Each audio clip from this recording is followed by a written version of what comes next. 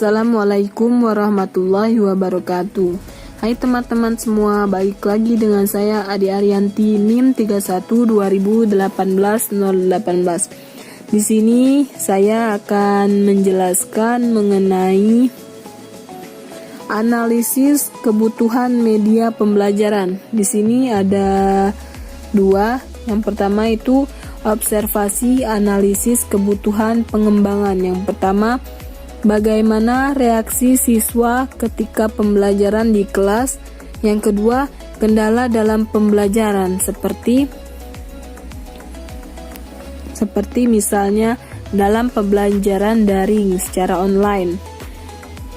Selama menjalani proses pembelajaran jarak jauh, banyak para siswa yang mengalami kesulitan ketika melakukan pembelajaran secara online, diantaranya seperti akses internet yang kurang memadai, pemahaman materi yang kurang maksimal, dan melawan rasa malas yang semakin meningkat. Yang ketiga yaitu ada bagaimana strategi pembelajaran yang diterapkan. Seperti yaitu strategi pembelajaran yang pertama yaitu dengan menarik perhatian peserta didik. Yang kedua, memberikan informasi tujuan pembelajaran pada peserta didik. Yang ketiga, mengulang pembelajaran yang bersifat prasyarat untuk memastikan peserta didik menguasainya. Yang keempat, memberikan stimulus. Yang kelima, memberi petunjuk cara mempelajari materi yang bersangkutan.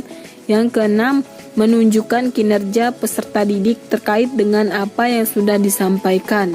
Yang ketujuh, memberikan umpan balik terkait dengan kinerja atau tingkat pemahaman peserta didik. Dan yang kedelapan, memberikan penilaian. Yang kesembilan, memberikan kesimpulan. Selanjutnya, yang keempat, apa saja bahan belajar yang digunakan. Bahan ajar yang digunakan yaitu seperti modul. Modul adalah sebuah buku yang ditulis dengan tujuan agar peserta didik dapat belajar secara mandiri, tanpa atau dengan bimbingan guru. Yang kedua seperti di brosur.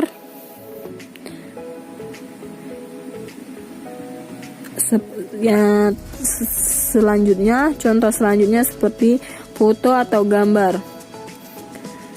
Memiliki makna yang lebih baik dibandingkan dengan tulisan. Foto atau gambar sebagai bahan ajar tentu saja diperlukan satu rancangan yang baik agar setelah selesai melihat sebuah atau serangkaian foto atau gambar, siswa dapat melakukan sesuatu yang pada akhirnya menguasai satu atau lebih kompetensi dasar.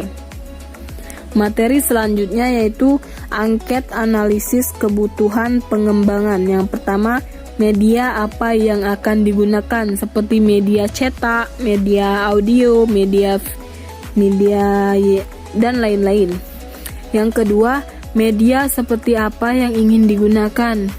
Dan yang ketiga, bagaimana strategi kuliah yang diterapkan. Seperti di sini ada mood atau suasana hati. Harus menciptakan perasaan senang setiap kali menerima materi dengan menentukan waktu dan sikap belajar yang sesuai dengan pribadi masing-masing. Yang kedua, understand atau pemahaman. Beri tanda pada kalimat atau kata yang tidak dapat dimengerti.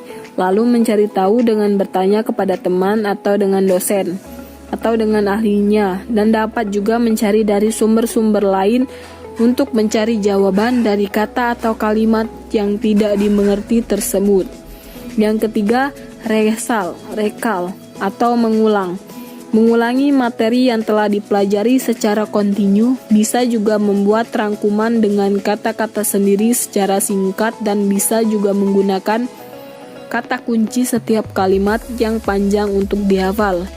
Yang keempat, contohnya seperti diges atau menelaah, membaca kembali rangkuman yang telah dibuat, dan bila kurang jelas, bisa dengan mencoba mencari penjelasan yang lebih lanjut dari dosen atau sumber lainnya, bila perlu berdiskusi dengan teman.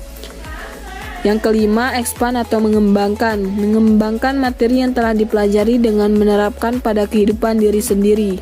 Catat dengan lengkap bila ada kekurangan atau kelebihan bila diterapkan di lapangan.